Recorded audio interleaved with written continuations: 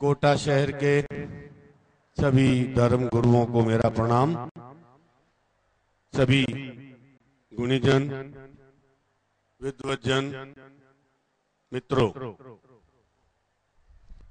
मुझे इस बात की चिंता है कि मुझे एक बार फिर बहुत जल्दी आप सबके साथ बात करने का अवसर मिला। जब मैं आपकी उम्र में था तब मैं वायुसेना में था। तब मेरे जीवन का संबंध गति से था। जब वायुसेना छोड़कर लौटा, सबसे पहले मैंने कैमरा उठाया तो मेरा संबंध स्थिति से हुआ।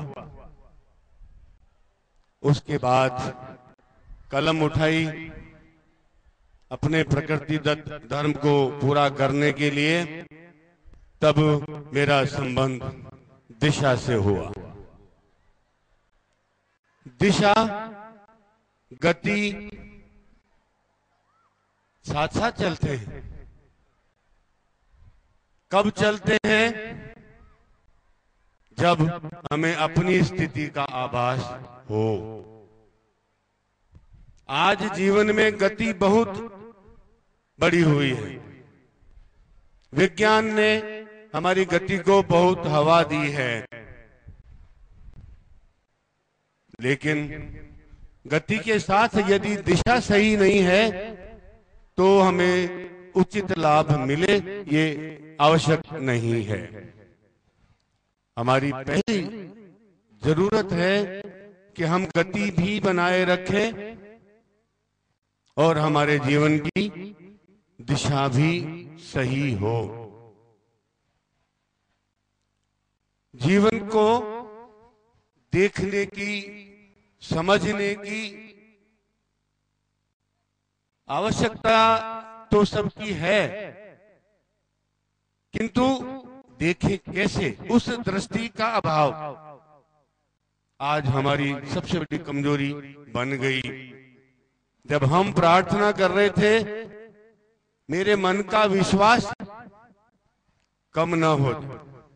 देखिए, हम क्यों अपने आप को कमजोर क्यों महसूस करने लगे?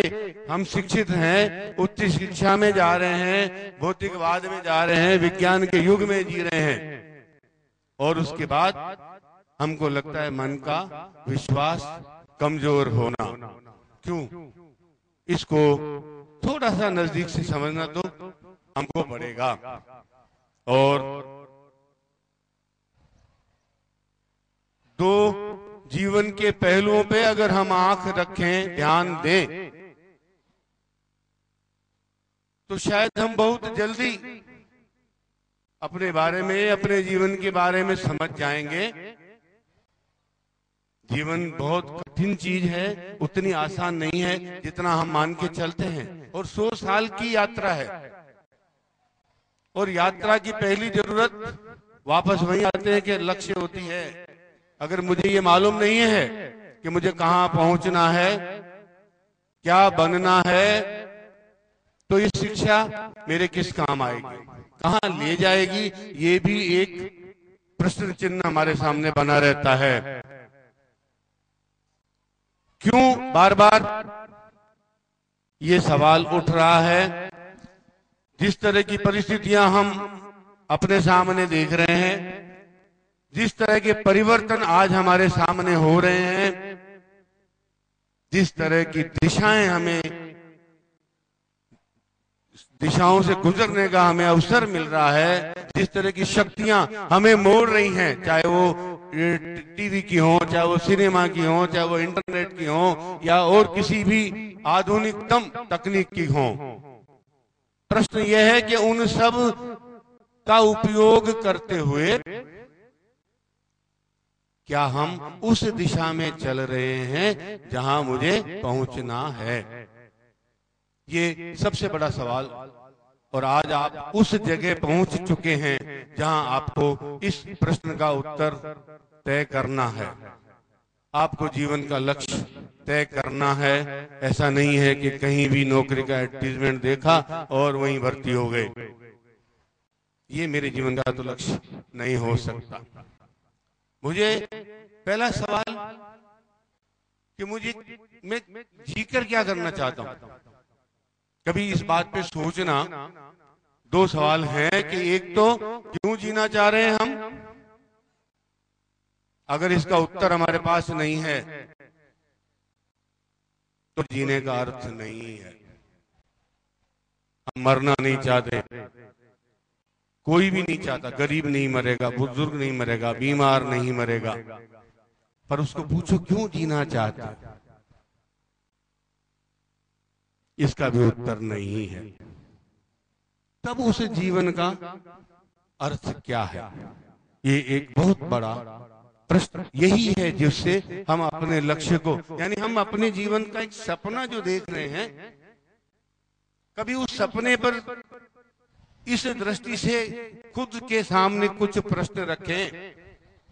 मेरा सपना क्या है, उस सपने को पूरा करने के लिए मेरे मन में विश्वास कितना है, क्या उतना विश्वास है जितना मेरी प्रार्थना में मैं बोल रहा हूं। वही सपना मेरा जीवन का संकल्प बनना चाहिए।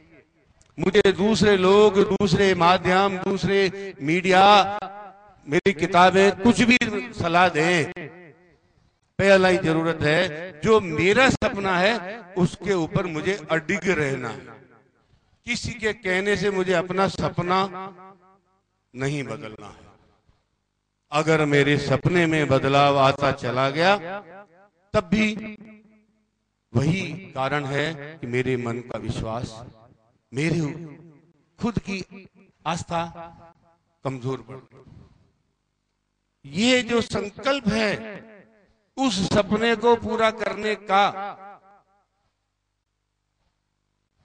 इसी संकल्प का नाम धर्म है। यही धर्म आपके जीवन की पहचान बनेगा। यही धर्म आपको जीवन में विकास के सारे मार्ग देगा। यही धर्म परिस्थितियों से संघर्ष करने की क्षमता आपको देगा। इसलिए सबसे पहली जरूरत है कि मन का अविश्वास कम न हो, क्योंकि वही मेरा धर्म है, वही मेरी पहचान है। आपके और मेरे बीच में क्या रिश्ता है? विश्वास। आपके और घर में माता पिता के बीच में, बहन भाइयों के बीच में क्या रिश्ता है? विश्वास। जहां विश्वास नहीं वहां कोई रिश्ता ठहर ही नहीं सकता। इसलिए यही विश्वास हमारे लिए धर्म बनता है, यही विश्वास हमारे मन का संकल्प बनता है, और इसी ही संकल्प के कारण मेरे मन में जितनी इच्छाएं उठती हैं, जिनको पूरी करने के लिए व्यक्ति पूरी उम्र भागता है, सारे दुख सहता है, थपेड़े खाता है, वो सारी इस मन से उठने वाली इच्छाओं को पूरी करने का कारण है। इसको हमें इस विश्वास के साथ जोड़ के देखना पड़ेगा कि क्या मैं इन इच्छाओं को समझता हूं? क्या मेरी पढ़ाई में, मेरी शिक्षा में इन इच्छाओं को, इस मन को समझने की कोई गुंजाइश है? क्या मैं इसको समझे बिना एक अच्छा व्यक्ति बन सकता हूं या बन सकती हूं? भारतीय दर्शन दो चीजों पर बहुत जोर देता है। एक, हम जो कर्म करते हैं उसका फल हमको मिलता है, उसको हमें भोगना ही पड़ेगा। आज मिले, कल मिले, साल भर बाद मिले, अगले जन्म में मिले, उसको हम टाल नहीं सकते। और दूसरा है पुनर्जन्म का सिद्धांत। आत्मा मरती नहीं है और वो शरीर बदलती है। अब अगर हम इन दोनों सिद्धांतों को एक जगह रखकर खुद का आकलन करें, तब समझ में आएगा कि जीवन का स्वरूप क्या है।